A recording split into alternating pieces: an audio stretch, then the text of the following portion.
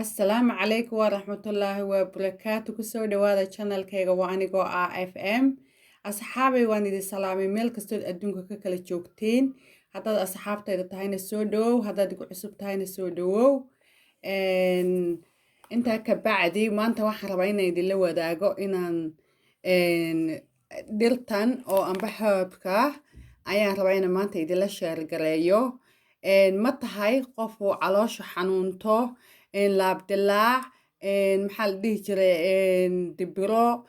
qaras caloosha kaga kaxsan yahay qun xanuun haysta maxaa la odhan jiray kaleeto markasta wareertid ood wareer dareentid asxaabay haddaad qof saas oo kale tahay daawo fideogan ilaa iyo dhammaadka insha allah waxaan rabaa in idinla wadaago wax kaa kaxaynaya maxaa la dhahaa gaaska amba laabjeexa amba dibrada iyo quman xanuunka ayaan rabaa maanta idinla wadaago markaa kusoo dhawaada channelkaygana aadna waan idiin salaamaya asxaabay meel kastood adduunka ka kala joogteen maanta waxaan rabaa in idinla wadaago geedkan oo loo yaqaano wormwood waa kaas oo herbka carabigana waxaa lagu dhahaa shiix sidan bay u eg tahay waa sida shaaha sidii shaahi oo kale weeyaan green teaga sidiisoo kale tahay marka intaa yar hadda waxaa laga siiya 10 gini aad bay u qaali tahay laakiin waxaan ku yidhi faa'iidadeeda leedahay lama soo koobi karo markaa sidii shaahi baad u karinaysaa malqacad ayaad ku karkarinaysaa digsi yar malqacad baad ku shubaysaa kadibna sidii shaahi baad u cabaysaa 7 cisho waxay kaa kaxaynaysaa laabjeexa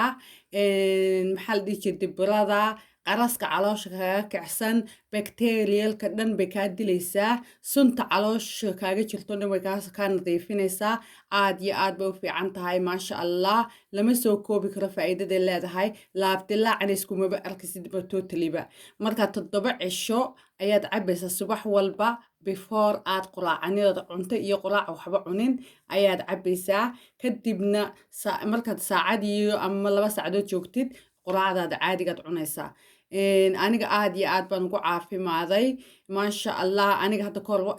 intan baan soo iibsaday midtan kaysoo yar baan soo iibsaday marka aad baan ugu fiicnaaday maasha allah marka waa kaas waxaan ku dhahay wili waa geed faa'iido badan waa kaas magaciisa saasay u eg tahay qofkii gaas qaba ha layskula ogaado markastaba soomaalideena waxay u badan tahay inayna gaas leenahay aniga ma fahmin waxa sababta keenta aniga waan lahaan jiray laabjeex badan oo amba gaas alxamdulilaahi rabbilcaalamiin hadda waan ka fiicnaaday ilaahay baana ma hadda iska leh waxaa kale usii fiican gaaska iyadana geedkan loo yaqaano ans waxa way star kaas waa kaa magaciisana waa geed yaryaroo udgoon sida xawaajigo kale oo cuntada lagu darsado isagana aad iyo aad buu fiican yahay sidaas buu u eg yahay sida xidigtoo kaleeto waa kaasaas uu eg yahay waa xidig saas kale udgoonka waad yaabaysaa marka digsi yar intaad ku kalkalisay isagana sidii shaaha kale u cabtid isaga markasta waad cabaysaa markastood cunto cuntid ayaad ka daba cabaysaa marka gaasku kaa kaxaynayaa quman xanuunka aad ugu fiican yahay especially aniga mara sometimes waaban calaashadaaba gurigan haddaad ku kalkalisay udgoonka siduu yaabay marka cuntada lagu darsadaa inta badan waa la shido waa spicy caadi cuntada lagu daro laakiin geedkana aad iyo aad wuxuu ugu sii fiican yahay quman xanuunka ayuu aad iyo aad ugu sii fiican yahay gaaskana sidoo sidaa leeg buu ugu dawo yahay marka markastood cunto kalsatid adiga koob baad ka daba cabaysaa cuntada markaad cuntid marka wuu kaa dejinaya dibirada qaraska waxaasoo dhan lalabada kulliguu kaa dejinaya maasha allah lama soo koobi karo waa geed heersaraa marka asxaabay ha layskula ogaado ha la cabo geedkaas aan shiixa idii sheegaya wormwoodka iyo geedkanba marka hore waxaad ogaataa laakiin inaad allergy ku leedahay allergy haddii aad ku lahayn aad iyo aad bay kuugu fiican tahay cab geedkan aad buu faa'iido badan u leeyahay aniga markasta waan cabaa markuu iga dhammaadaba isagoo waxaa jira batal yar oo sida xawaajigo kale lagu iibiyo oo iibiyaan maxaa loo dhihi jiray in supermarketka lagu gado kan kalena waa kaas intaa yar hadda waa qaali geedkan because waa herb aad iyo aad faa'iido u leh that's why maasha allah